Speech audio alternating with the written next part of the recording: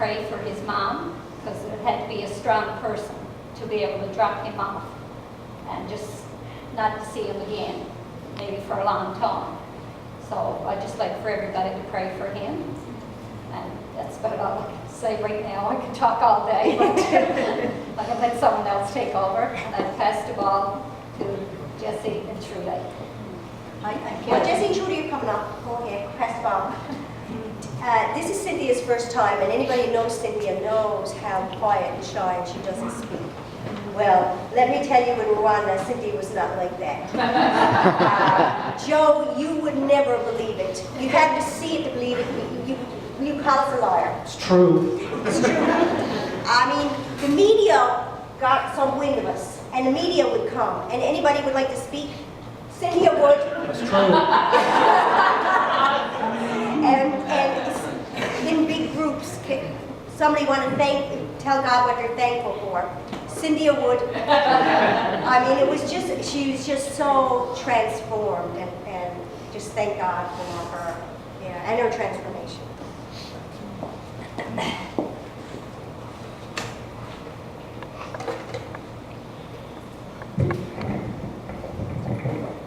I had to write mine down. No, you're fine. In 2009, One before that, Vic. That's in 2009, I went to Rwanda, basically to see the work that Shelter Them was doing, and to see if they really were making a difference in the lives of children. One of the things that we were involved with was a weekly feeding program that fed street children. On any given day, between 100 and 150 children would show up. Some of them were very, very young. It was something that needed to be done, but it was like putting a Band-Aid on a very large cut. Today, some of these same children are in a Shelter Them home where they have a caregiver, food, good clothing, access to medical care, and they attend school. Although some of them were years behind when they first went to school, they are now excelling and even being granted scholarships to continue their education.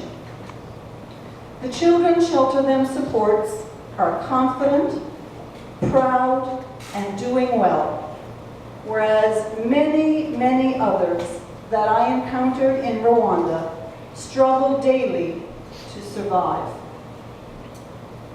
It would be natural to think that young people like Jean-Claude and Jean Demour, Shakira, and others would have thoughts of getting an education and coming to Canada to make lots of money.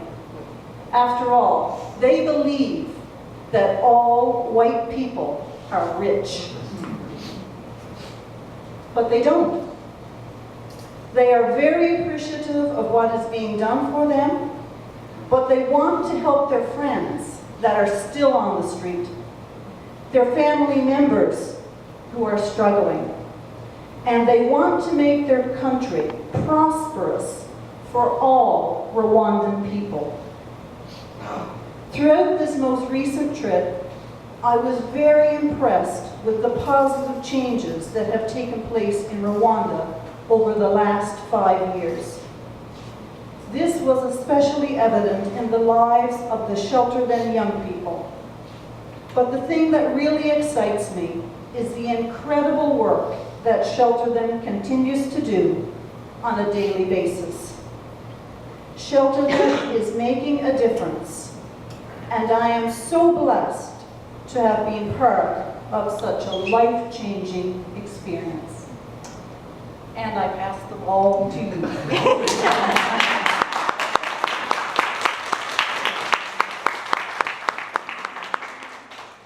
Pick up on that very same thought that Trudy leaves behind, and the big picture before that. The first thing I just want to say is that child sponsorship works. If you ever doubted it, if you ever had any questions about it, child sponsorship works. The man who took this picture is a picture that arrived after we got back home. Is a man by the name of Bright who works with Shelter Them. Bright was sponsored for 3 years as a little boy through World Vision. And because he got an early start through World Vision, he became confident enough that eventually, just before we arrived in Rwanda, that he had graduated with his social work degree. As a result of what Bright does, Bright works with Shelter Them. Shelter Them works, and that was blazingly made aware to me when I went to Rwanda. Bright took this picture, and Bright was called out to an outside district by a government official. And the government official recognized there's a group of people in Rwanda called Shelter Them that will rescue people. And so they called Bright out, can you come and help us rescue or work with these children? Bright calls this lady the old mom. The old mom is going to a market or something like that, and she recognizes one of these little children has been abandoned. So she takes the child in to care for the child. When she goes a few days later to go back to find some milk for the child, she finds another child that's abandoned. Children are abandoned primarily lots of times because women have 4 or 5 kids, husbands abandon them, husbands may leave them with AIDS, women have it very, very difficult. And in order for them to ensure that possibly their child is going to survive, they leave the child somewhere so that the child might have hope. And so the government calls out Shelter Them, could you come and have a look at this child? Shelter Them has an amazing team of leaders right here in Canada, some in Ontario, David and Sherry here in Newfoundland. And they do some amazing work to raise funds so that these type of things can happen. There's an amazing group of people in Rwanda working on behalf of Shelter Them on a daily basis. And I can say with all of my heart that they are making a difference in the world. They're coming alongside Rwandans, and they're empowering Rwandans to make a go of it in life themselves. And if you sponsor a child through Shelter Them, or you support Shelter Them, you are supporting people who are making a legitimate difference in this world. Thank you.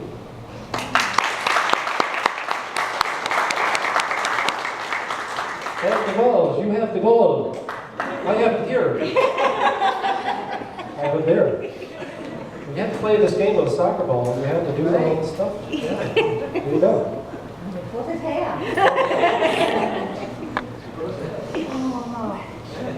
I got butterflies, but I have to say it was an experience of a lifetime. I would never get over it, and I go back again tomorrow if possible. But I chose to speak on the mountain top where we went. And I tell you, it was a mountain top, because when you look down, I tell you, it was awful steep. And that's where we served soup to the children. And they were something else. There's another outreach that Shelter Them does outside of the group type thing, we visit. And the church, and they done a service, and they had their Sunday best on, but I couldn't get over it. They had their Sunday's best on to them, and they were doing their traditional dance. And the dust flying up around them, and when they knelt down in the dust, in the dirt, right? What amazing what God can do. And they're so happy and carefree and everything, and the water trek from that mountain was another experience that we'll never get over. Of what? I had a hard job to brush my teeth after I came home, wasting a little bit of water. You know, to know what they go, you know, especially what they got to go through. And you can see their eyes got me, like, they're not hopeful like the ones in, there's a little bit of hope there, but like in Shelter Them kids, in the sponsorship programs, like they got the glow on their face, but they know that they are loved. And to be there and the children call you mommy. It's just amazing. Even here, hear from the boys now, they call me mommy. And it's just amazing. And to serve soup. And I got on the bus when we got ready to leave. I believe I got another picture there too. I got on the bus and I never got a picture of this one. Look how they drink. They don't drink with the spoon. They just drink like that. And I seen it there when they had, and there wasn't enough bowls. And they shook the bottom of the bowl, like, you know, the stuff at the bottom of the bowl. And you see little children going around and picking it up off the ground and eating it too. It's just, it was an eye-opener for me and an experience of a lifetime that I will never forget. And as I go now and people ask me how was my trip, I always refer to the mountaintop too and everything. And when I got on the bus to go, they were all out waving to us, and then I took off my sneakers. And this girl was looking at me, and she never nothing on her feet, and I passed her out. She ran and got the sneakers, socks and all. And I came home. I came home with my sandals that day, right? I never even had them on my feet when I got into St. John's. I just had my sandals, right? But it was an experience of a lifetime, and I even shared with Renee to a couple, and now they got them sponsored. They're going to sponsor them too. So God is good, but there was a lot of eye-opener experience. Plus, we had a lot of fun too. Besides that, I got to mention one night when we were out to a restaurant, and the music was playing, and me and Bernice had a job. And then all of a sudden, Bernice decided she got slain. Down she goes. So it was a bit of fun too that we had decided, because you needed the balance. If not, you'd never. I don't think you'd survive all the emotional stuff. So here, Bernice, I passed the ball.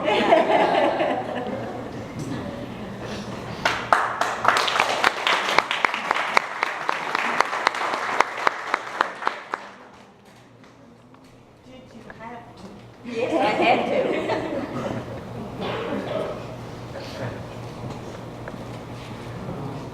This is Olivia. And Sherry spoke and said that sometimes God places things in your pathway, a poor person or whatever in your pathway.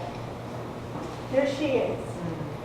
Last year or not last year, but 2 years ago, when I visited Rwanda, we went to this little girl's home because we had given her a wheelchair. I thought we did the most beautiful thing in the world.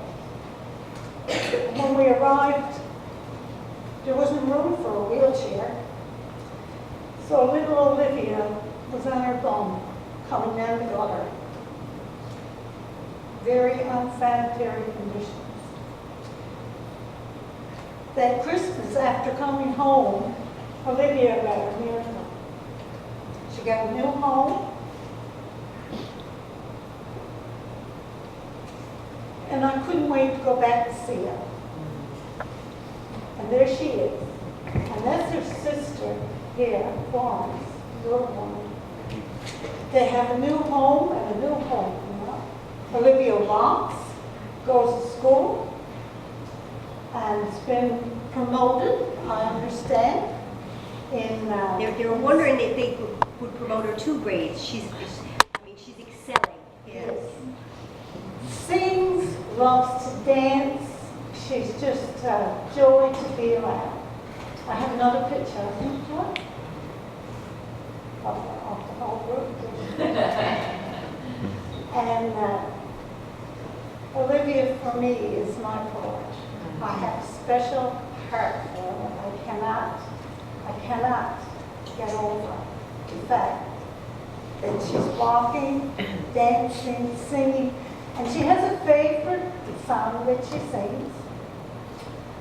I can't sing it in Rwandan, but I got Jocelyn to translate it for me, and it says, God is good, very good. Wow. So I got that this week, and my heart has been touched and always will be for that.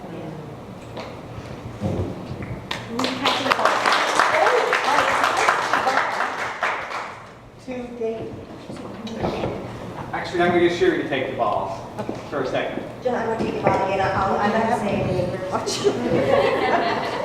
We got a little surprise for some of the team.